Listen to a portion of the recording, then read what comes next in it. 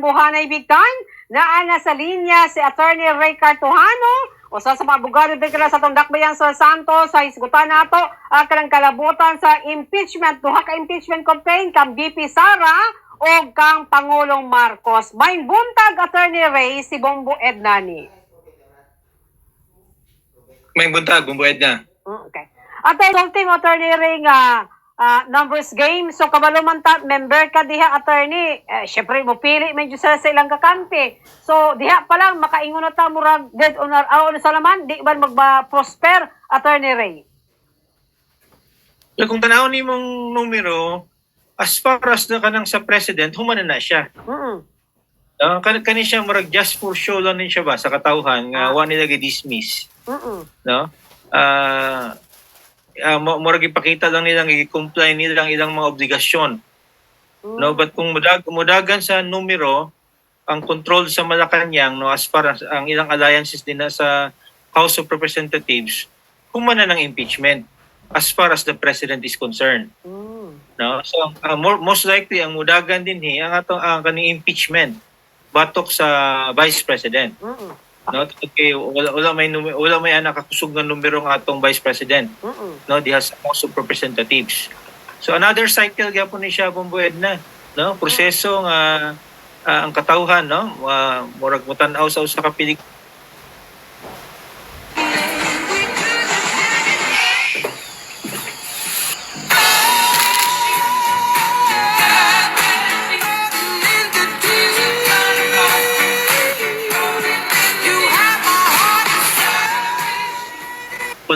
Pula, no, political trial, ang usa i-dismiss, no, ang usa ipadayon. No, so kanang giningon nga betrayal of public trust, broad man kay na siya nga kuan nga konsepto, no, nga pwedeng idua-dua na sa utok sa atong mga kongresista. Attorney Ray, kay VP Sara naman da, Attorney Ray. Gahapon may duha na ka impeachment case nga gi-file. Primero, iwan sa korte na tandaan nato nga February 6 pa daw pwede mo file para din basupak ang 1-year-old bar. Unsay sistemahan na hitabuan ni Attorney Ray? Murag na clarification din ang atong Supreme Court, no, sa ilang decision nga murag cut-off date murag pwedeng December 2025. Mo tong reason ilang gi-refile wala na ni hulat og kaning February 6. As far as refiling is concerned. No, tungod kay itong motion for reconsideration nga gidesisyonan sa atong Korte Suprema na ay mga discussions dito as far as katong mga time period is concerned.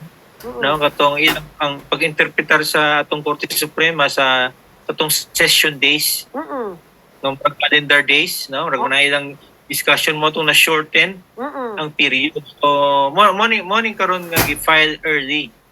No, o di ba gi-refile mas sayo kaning impeachment batok sa kay Vice President Sara.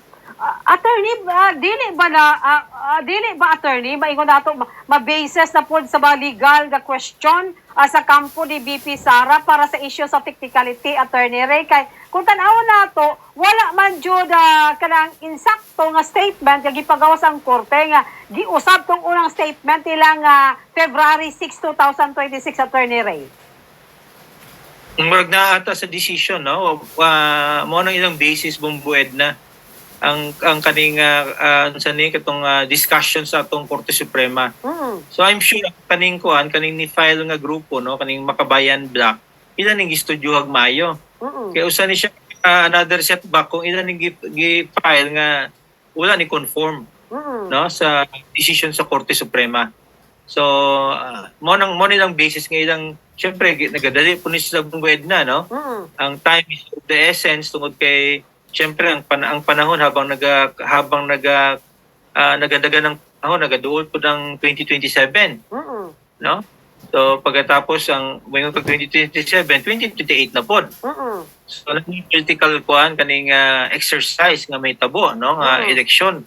So importante ni dito ron mo ning gi-file.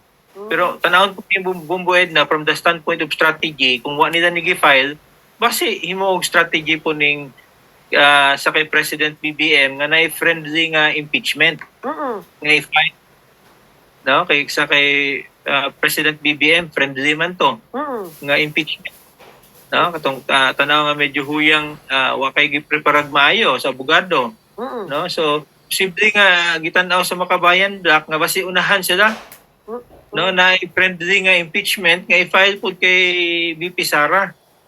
So maning mga political strategy, no, duha di sa atong Kongreso as far as kaning pag-block, no, sa impeachment, no. Kay imagine kung na-file nga nauna bumbued na sa nga friendly force, no, kasi kung ka na impeachment nga di jud ma-sustain ba, no, mura pareho gyapon to kay PBBM nga murag betray public trust, no, nga tan-aw sa kanang kadaghanan ma-dismiss jud. So giunahan na sa kuan, giunahan na sa kaning Makabayan Black, no, ang fight. Okay. Attorney Ray, katong last kay impeachment ni VP Sara, overwhelming man jud to 15. Basin may kaibahan ba karon? Individual ba gihapon or mugamay siya, Attorney Ray? But ingon suban, kaya kay ano naman kinahanglan 106 or 103 something, Attorney Ray? Well, based sa alignment, marag makuha nilang numero, no? Wata ka ba do? Basi na uban din ha nga moingon nga na sila soul searching, no? Wata ka ba do? Kayong politika, ang atong mga politiko, wata ka ba do? Pula-puti man no? Kumbued na. Karon mo nga position, next na po, dahil ang position. But kung tinawag mo ang political alignment, kaya ang numero. No, kayang numero sa kampo ni President Bongbong Marcos nga ilang endorse, ilang dismiss kaning sa kay PBBM, ang ilang i-continue ang kay VP Sara. So mo nang most likely kung tanaw nimo i-analyze karon nga may tabo, no, in the next 30 to 60 days mo nang dynamics nga may tabo, no, ma-dismiss ni kay PBBM kaning kay VP Sara, mo padayon ni siya. Attorney Ray, unsa epekto ani sa tong ekonomiya kining duha ka kay first time ang presidente ug vice presidente adunay giatubang impeachment complaint, Attorney Ray? Well, unta ang atong gobyerno wa nagundang og kaning ilang public spending, no, mo nang nihinay atong ekonomiya, no, niguwas ang economic figures nato. Hindi kay paspas ang paglambo sa ekonomiya because second half of 2025 dili nahimo agresibo ang kaning public spending, no, tungod kaning flood control nga issue. So dapat sa gibuhat sa gobyerno ato padayon gyapon ang pagpadayon, no, sa kaning mga infrastructure projects. Importante mo gunito mga livelihood, no, multiplier effects sa atong ekonomiya. Morning daghag na tingala nga mga ekonomista, mga observers bumued na nga kuyang ang economic progress na to. So morning impact karon, no, sa tuwa karon, no, as far as atong economic concern ni huyang siya nagyaning spending nga medyo gi-stop pod sa atong gobyerno. Attorney, lastly na lang, unsay matambag mo sa katawan ilabi sa ordinary citizen, Attorney, kining duha ka impeachment complaint nga gidaysigutan karon diha sa ato ang Kamara de Representantes? Well, kita magud ang katawhan medyo nakapoy na ana bumbued na no? Kapoy na aning mga duwa-duwa nila sa kuan sa impeachment, no? Kanang giningon natong comparative nga magnitude, no, sa corruption wa man nagi-considera pod, no, sa impeachment, no. Mas kung tanaw nimo ang kawat sa flood control i-dwarf maning allegation nga kawat sa VP Sara sa iyang intelligence fund, no, intelligence fund sa atong presidente pila ka times man nga kadako kumpara sa intelligence fund sa atong vice president.